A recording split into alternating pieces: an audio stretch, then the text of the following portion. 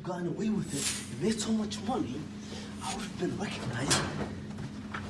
Damn, cops and whistleblowers.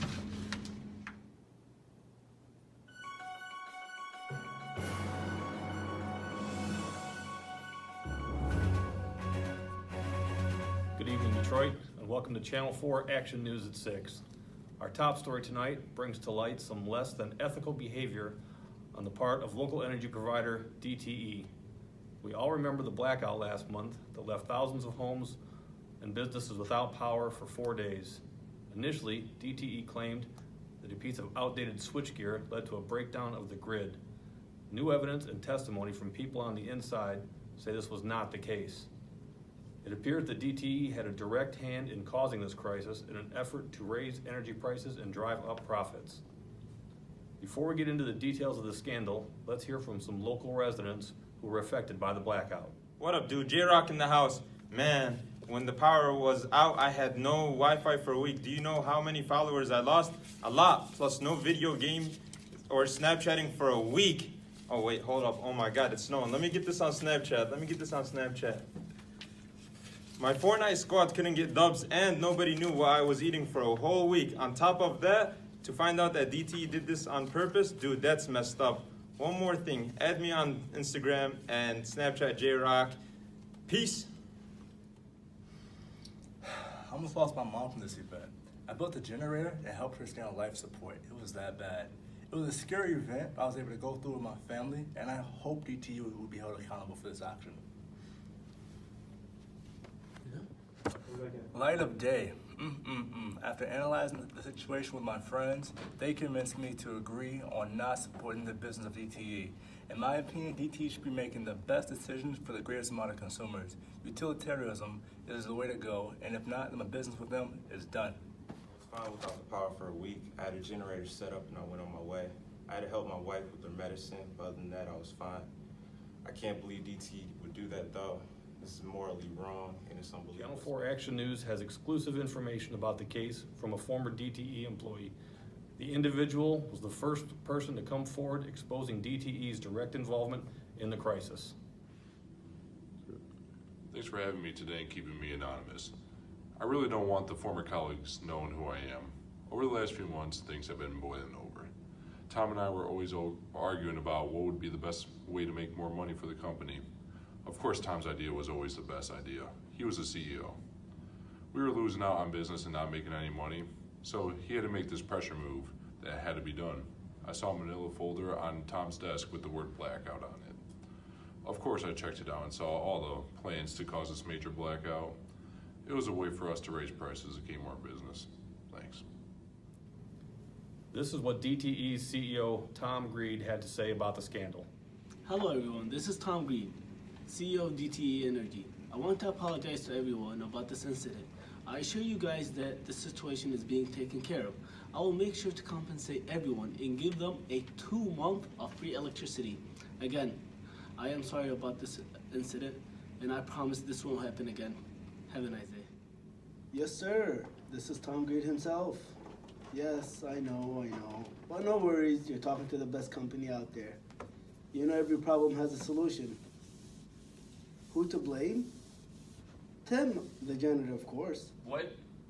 Wait, give me a second. What? I'll call you back. Blame me for what? What's up with that attitude? What did you just say? You know what? You're fired. Go home. I quit. Come back. I'm done. At the end of the day, nobody died. Everyone eventually got their power back, so no harm, no foul. I'm sure Mr. Greed didn't mean to do anything malicious. He followed all the company procedures and nothing seemed out of the ordinary. In my opinion, Mr. Greed's an excellent and ethical CEO. Channel 4 Action News reached out to corporate ethics expert Better Than You for further insight. We're here with Miss Better Than You, our outside ethics expert. Miss Better Than You, can we talk to you? Not Miss, it's Miss Better. Oh, I'm sorry. Can we talk to you about this Look, DTE situation? DTE has issues. They're completely ethically unacceptable about Okay. what they did. They left millions of people in despair. Even that one guy, what's his name? The bad guy in North Korea, yeah, even he has better ethics than he does. Really? Look, DTE should be ashamed, which is why my next book, you should be ashamed, is going to be published next year. I can't. I have one more shot. I have one more question. One more question, please. Oh. Well, that was Miss Better Than You. I'm Kent Brockman, and from all of us here at Action 4 News Team, we thank you for joining us this evening.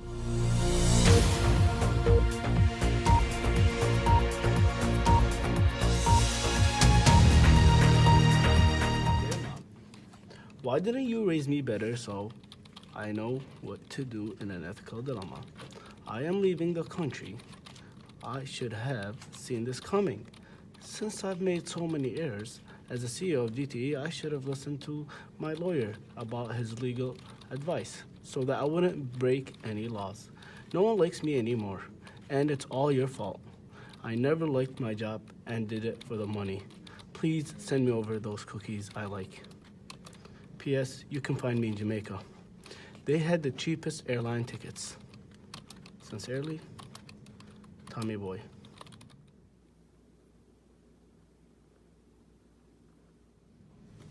The biggest moment for me in the semester came from the video about the blue-eyed, brown-eyed school children. I was amazed at how fast these kids turned. There was nothing gradual about the shift. It was like a switch had been thrown. I went back and looked up dates.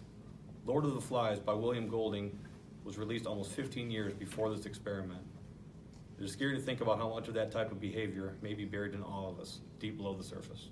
Okay, so my aha moment for this class was the escape room activity that we did. It was a great bonding exercise, and if anything, we learned each other's strengths, which really helped out with future activities, which is why we were acing all of our extra credit activities. But other than that, this class was fun.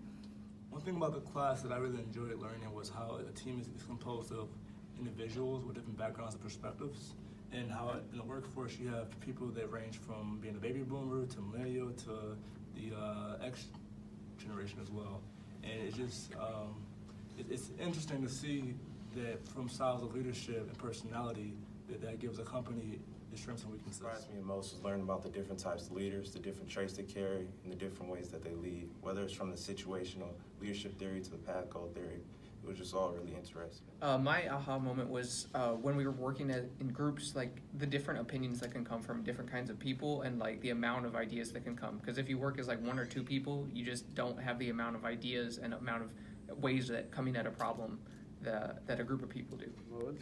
My aha moment for this class was personality. How corporations use the Myers-Briggs type indicator to see what type of personality fits their organization. I remember a few jobs where they asked over 50 questions about if this happened, what would you do? I didn't understand them, but now I know that they are trying to see what type of personality I am and if I fit their company's values. Now I understand why we took the test in the beginning of the semester. Thank you, and I'm out. I learned a lot this semester, but the most interesting thing we learned about, in my opinion, was the Stanford prison experiment. And I noticed that there was actually a movie on it, which I plan to watch eventually, but just how people, when you give them a role, they can really change so quickly. I found that interesting regarding like human nature in general. So that was just a really interesting topic. My aha moment was when I got a grade, my test grade. I was disappointed, but I did better on the second test. I studied harder. I actually learned more because I was studying and I was actually learning, not just memorizing. And yeah, this class was really fun, especially the activities that professor used to give us. As a team, we learned that communication from the beginning will make us successful. We also used our different personalities to our advantage throughout the year.